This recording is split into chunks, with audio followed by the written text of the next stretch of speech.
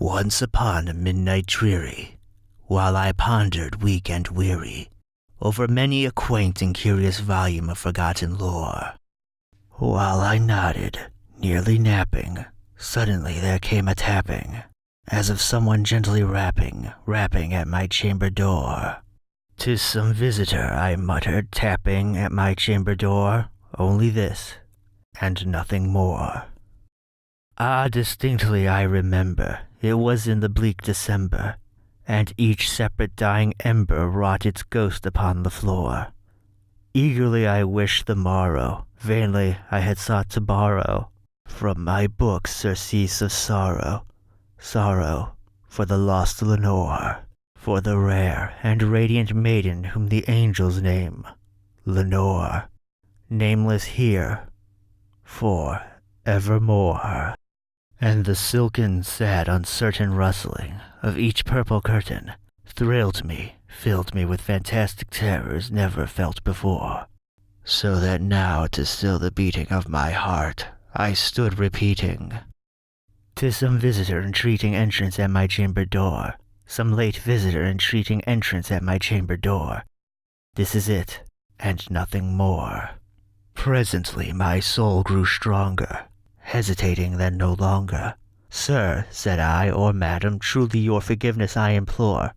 But the fact is I was napping, and so gently you came rapping, and so faintly you came tapping at my chamber door, that I scarce was sure I heard you. Here I opened wide the door, darkness there, and nothing more. Deep into that darkness peering, long I stood there wondering, fearing, doubting, dreaming dreams no mortal ever dared to dream before. But the silence was unbroken, and the stillness gave no token, and the only word there spoken was the whispered word, Lenore. This I whispered, and an echo murmured back the word, Lenore. Merely this, and nothing more. Back into the chamber turning, all my soul within me burning. Soon again I heard a tapping somewhat louder than before. "Surely," said I, "surely that is something at my window lattice. Let me see then what the rot is, and this mystery explore. Let my heart be still a moment, and this mystery explore. 'Tis the wind and nothing more." Open here I flung the shutter, when with many a flirt and flutter, in there stepped a stately raven of the saintly days of yore. Not the least obeisance made he, not a minute stopped or stayed he, but with mine of lord or lady perched above my chamber door, perched upon a bust of Pallas just above my chamber door, perched and sat, and nothing more. Then this fancy ebony bird beguiling my sad fancy into smiling, by the grave and stern decorum of the countenance it wore. "Though thy crest be shorn and shaven, thou," I said, "art sure no craven, ghastly, grim, and ancient raven, wandering from the nightly shore. Tell me what thy lordly name is on the night's Plutonian shore." Quoth the raven, "Nevermore." Much I marveled this ungainly fowl to hear discourse so plainly, though its answer little meaning, little relevancy bore. For we cannot help agreeing that no living human being ever yet was blessed with seeing bird above his chamber door, bird or beast upon the sculpted bust above his chamber door, with such a name as Nevermore. But the raven, sitting lonely on the placid bust, spoke only that one word, as if his soul in that one word he did outpour. Nothing farther than he uttered, not a feather than he fluttered, till I scarcely more than muttered, "Other friends have flown before, on the morrow he will leave me as my hopes have flown before." Then the bird said, "Nevermore." Startled at the stillness broken by reply so aptly spoken, "Doubtless," said I, "what it utters is its only stock and store, caught from some unhappy master, whom unmerciful disaster followed fast and followed faster, till his song one burden bore, till the dirges of his hope, that melancholy burden bore of never, nevermore. But the raven, still beguiling all my fancy into smiling, straight I wheeled a cushioned seat in front of bird and bust and door.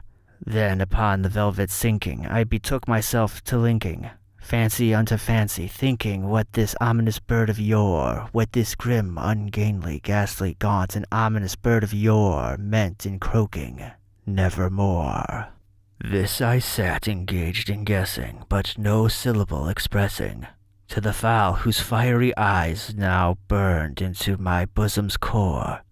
This and more I sat divining, with my head at ease reclining on the cushion's velvet lining that the lamplight gloated o'er, but whose velvet violet lining with the lamplight gloating o'er she shall press, nevermore. Then, methought, the air grew denser, perfumed from an unseen censer swung by seraphim whose footfalls tinkled on the tufted floor. Wretch, I cried, thy God hath lent thee, by these angels he hath sent thee, respite and nepenthe from thy memories of Lenore. Quaff, oh quaff this kind nepenthe, and forget this lost Lenore. Quoth the raven, nevermore.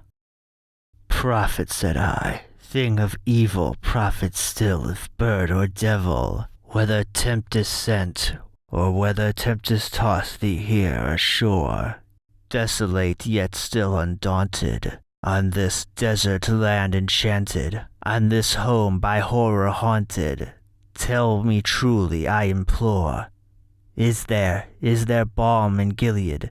Tell me, I implore, quoth the raven, nevermore. Prophet, said I, thing of evil, prophet still, if bird or devil, by that heaven that bends above us, by that God we both adore, tell this soul with sorrow laden if within the distant Aidenn it shall clasp a sainted maiden whom the angels name Lenore, clasp a rare and radiant maiden whom the angels name Lenore.